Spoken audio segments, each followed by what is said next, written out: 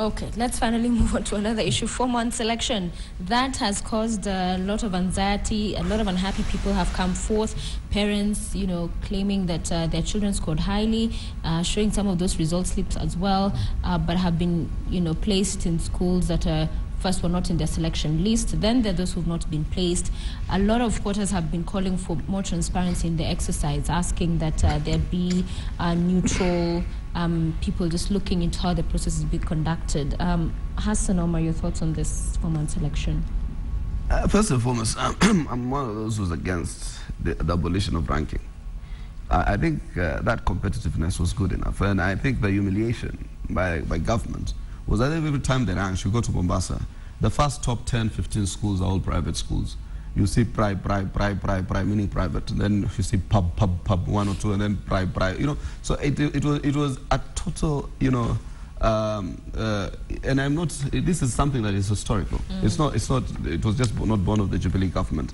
So therefore, it's something that it points fingers at us, even as a political class. There was a time I said I was going to bring a motion that every public servant must take their kids to private schools, to public schools and to public hospitals. That's the only way we will put some real investment in public education. Okay. So I think what has happened is, what now we've done is to victimize students who by no default of their own are in private schools.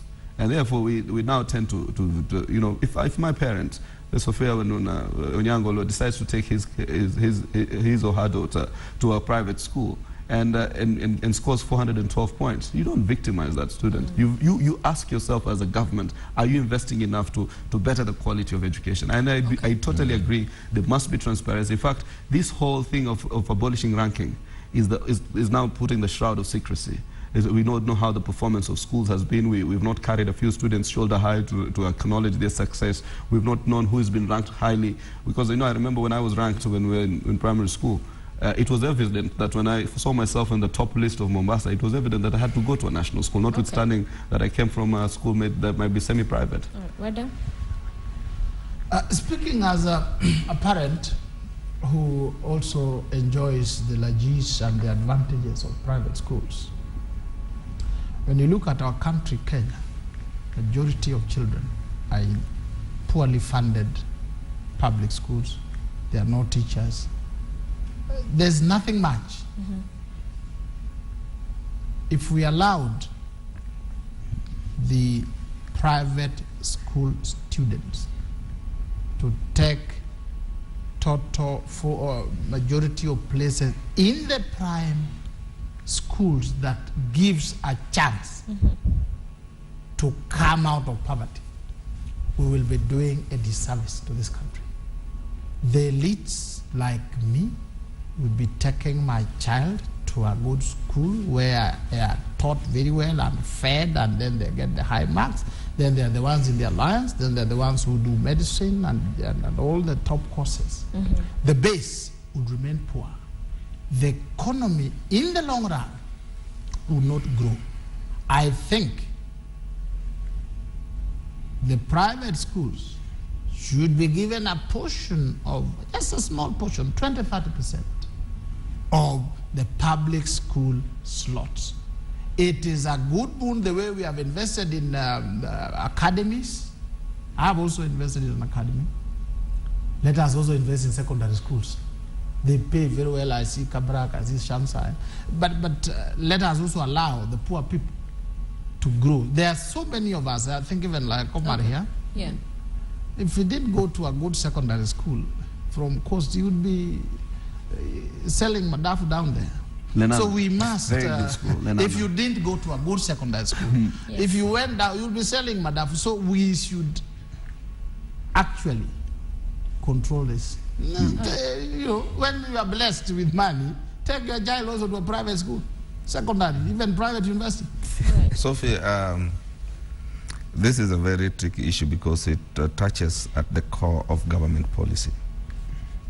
As a Jubilee coalition, I don't remember anywhere in our manifesto that we said that schools will be discriminated when it comes to placement, so that private schools will get less slots in good secondary schools. it is a very funny position because some of us went to public schools from day one to the last day, and those days they performed well. But I'm seeing a situation that is truly threatening. Private schools did not start performing well just day one, but because people invested money in them. And even if you deny these private students from going to good schools, what we will end up with is private schools, secondary schools now having enough resources, and they'll still continue performing well, as public schools are left now those who got low marks and went to those public schools that once used to perform very well. The situation is we will end up with a class society where the rich have not probably mingled with the poor at all, or those from private schools continue with the private schools to the end. And it will be just 3-5 years before private schools start performing well at secondary level, and public schools will now be left poorly all throughout. My position is that these things call for a very thorough analysis so that we invest more in public schools from primary, not just secondary. And remember, all these children are Kenyan children, be they from private or public schools. Let us invest more in our schools, both public and private. But we are headed towards having a class society. But you have confidence in the CS because his move to this abolish ranking has been widely criticized and been seen to be fueling the crisis or the situation. Let me say, as the Secretary General of the ruling party, I have a duty to support positions that have been arrived at as policy of government. But I also still reserve my individual positions, and I think abolishing the ranking was not a very good idea. It kills competitiveness. And it was so exciting to be carrying our students shoulder high. I think you missed one. The CS, when he was repeating the results, it appears even you didn't listen. He said it is even difficult to rank because you people stole these exams. We even sent the second exam and that was stolen. And to be sure, to be very fair, failure. This year we have so many 400 marks. 400, especially from the private school. There are too many.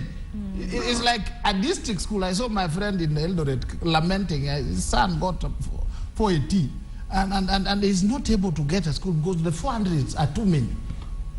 They've been when I was in high school, when we were finishing KCSE, I recall to date in Lenana, which I was in, there was 1A and 1A, one clean A, and 9 A minuses. I fell under that group of 9 A minus. But that said and done, right now to get an A minus is a cup of tea. To get A's, you go to one school. But whose fault is so it? I think I don't want to agree. I'm trying not to demolish that argument just because people have 418s. The exams were leaked or something of that nature. People might be doing well. And Sophie, just to conclude on this, let me not decide when it is concluding. When people who are entrusted with the responsibility of ensuring our exams are not stolen and are credible come and say they suspect they were stolen, that is to cast aspersions on the entire process. I have started by telling you I have a duty to protect government policy, and I will do it to the tilt. But I also have a responsibility to Kenyans to say when something is getting out of hand. All right. The cabinet, the CS has no authority to tell us they suspect the results stolen, if he ever did that.